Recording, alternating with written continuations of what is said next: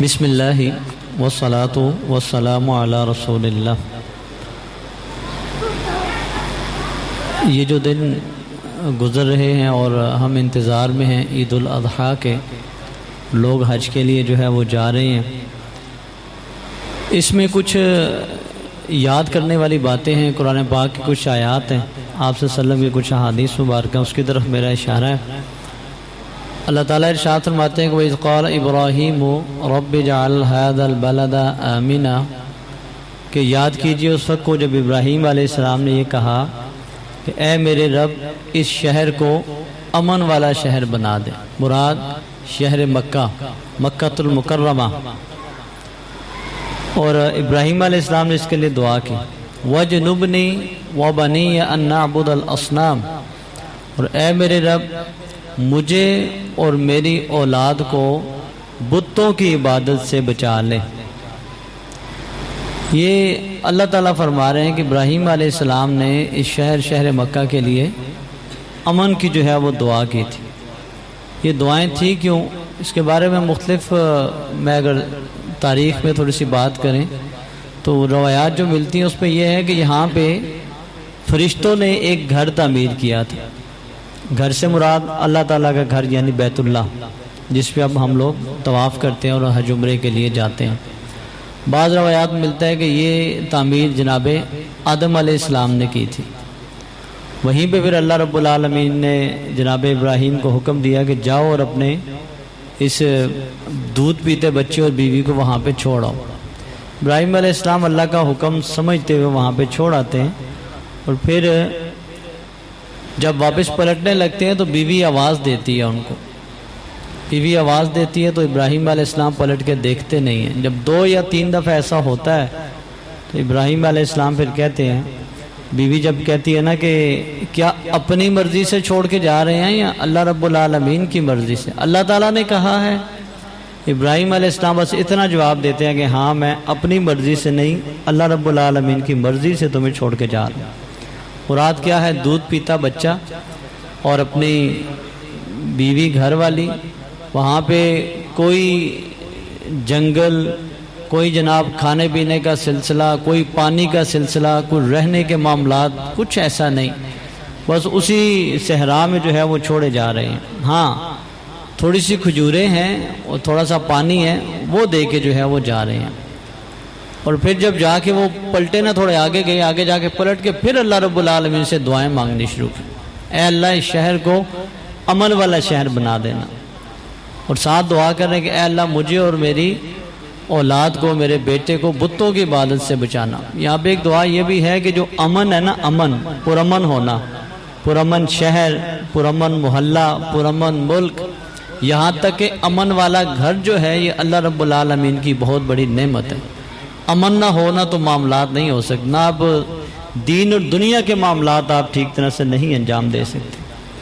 یہاں پہ دوسری بات یہ ہے کہ ہمارے ہاں اگر کسی کو سمجھایا جائے نا، بھائی یہ کام نہ کریں، یہ شرک ہے، یہ کام نہ کریں، یہ توحید کے منافی ہے، یہ کام نہ کریں، تو آگے سے نہ کہتے ہیں کہ بھی آپ وہ باتیں کر رہے ہیں، وہ آیتیں ہم پہ فٹ کر رہے ہیں جو نبی علیہ السلام کے دور میں مشرکین مکہ پہ فٹ ہوتی تھی۔ مسلمان بندے کو کیا ڈر ہے شرک کا؟ کلمہ پڑھنے والا بندہ کیسے مشرک ہو سکتا ہے؟ اور وقت کے نبی ہیں اور کہہ رہے ہیں کہ اے اللہ مجھے بتوں کی عبادت سے محفوظ فرما۔ کتنی اہم بات ہے، سمجھنے والی بات، ہمارے ہیں اس بات پہ توجہ ہی نہیں ہوتی۔ دوسرا میرا سوال یہ ہے، کیا میں نے کبھی اپنے لیے اور اپنی اولاد کے لیے دعا کی ہے کہ اے اللہ مجھے بھی شرک سے محفوظ فرما، مجھے بدعات سے محفوظ فرما، مجھے غیر اللہ کی عبادات سے محفوظ فرما؟ کیا پتہ میرے اقوال، افعال، اعمال میں کتنے ایسے کام ہو جاتے ہوں جس سے وہ شرک والے شائبہ جو ہے وہ پیدا ہو جاتا۔ اس حوالے سے بھی ہمیں انتہائی توجہ کرنے کی ضرورت ہے۔ اس کے بعد اس میں یہ بات بھی شامل ہے، نبی علیہ السلام نے فرمایا کہ جب ابراہیم علیہ السلام چلے جاتے ہیں تو پانی ختم ہو جاتا ہے، اب ماں بھی پیاسی ہو گئی ہے اور بچہ بھی پیاسا ہو گیا، تو ماں جو ہے وہ پھر پانی کی تلاش میں صفا مروہ جس کی آپ صحیح کرتے ہیں آج بھی، تو نبی صاحب فرمایا وہ اماں ہاجرہ علیہ السلام جو ہیں وہ پانی کی تلاش میں دائیں اور بائیں ایسے جو ہے وہ صفا مروہ کے چکر لگا رہی، 7 چکر انہوں نے لگائے۔ اور اللہ رب العالمین سے دعا بھی کی، اور وہی یہ 7 چکر ہیں کہ جو آپ حج عمرے پہ جاتے ہیں تو یہ 7 چکر آپ لوگ بھی جو ہے اسی طرح لگاتے ہیں۔ اس میں دعا بھی ہونی چاہیے کہ اللہ رب العالمین ہمیں بار بار اس گھر کی زیارت کی توفیق عطا فرمائے۔ جیسے اماں ہاجرہ نے وہاں پہ دعائیں کی، آج بھی اسی طرح ان پتھروں پہ کھڑے ہو کے لوگ اپنی دعائیں مانگتے ہیں اور اللہ رب العالمین دعاؤں کو قبول فرماتے ہیں۔ اسی طرح جب ایسا ہوا تو ہاجرہ کہتی ہیں علیہ السلام کہ مجھے محسوس ہوا جیسے کوئی آواز مجھے آ رہی، میں نے کہا یہ دھوکہ ہے شاید میرا۔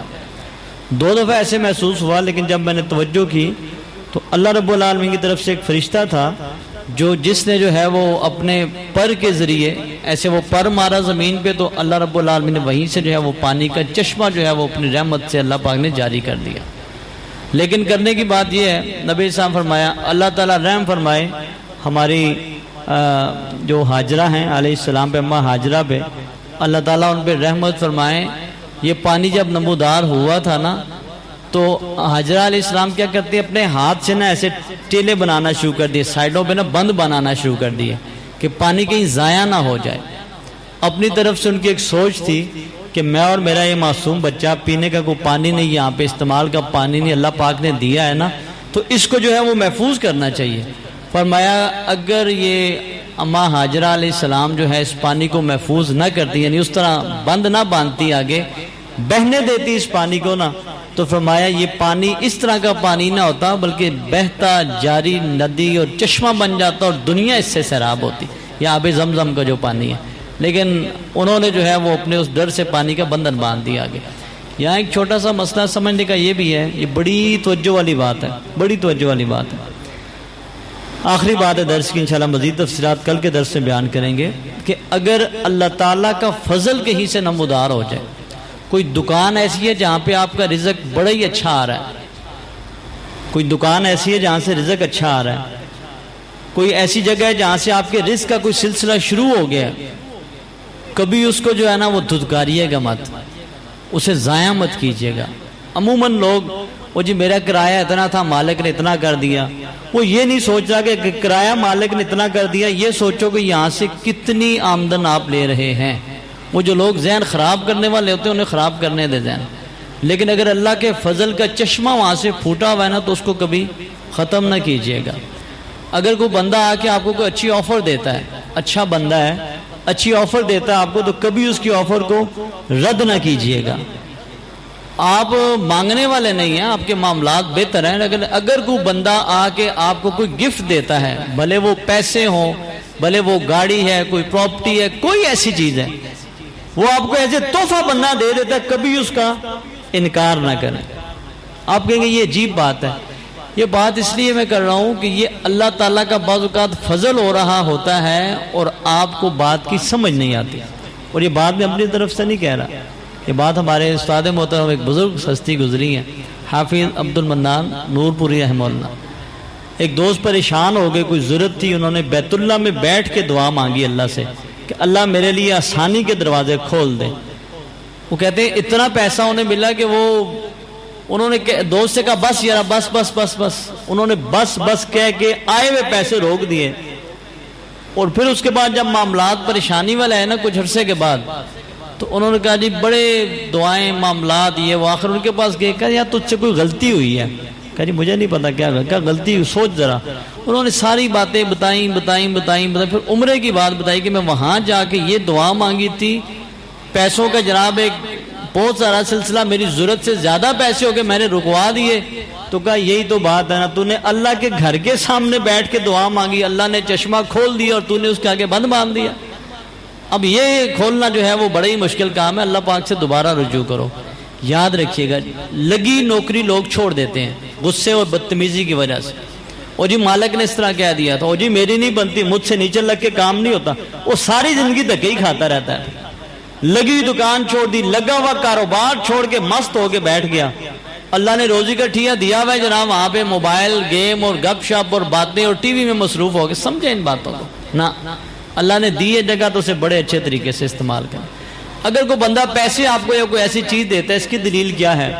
جناب عمر رضی اللہ تعالیٰ کو نبی علیہ السلام نے کچھ دیا نا ایسے، تو حضرت عمر فرمانے لگے کہ نہیں مجھے نہیں ضرورت اس کی، آپ نے سامنے کہا آج تو اس طرح کہہ دیا ہے، دوبارہ اگر بغیر حرص کے اس طرح کوئی کچھ دے تو انکار نہ کرنا عمر۔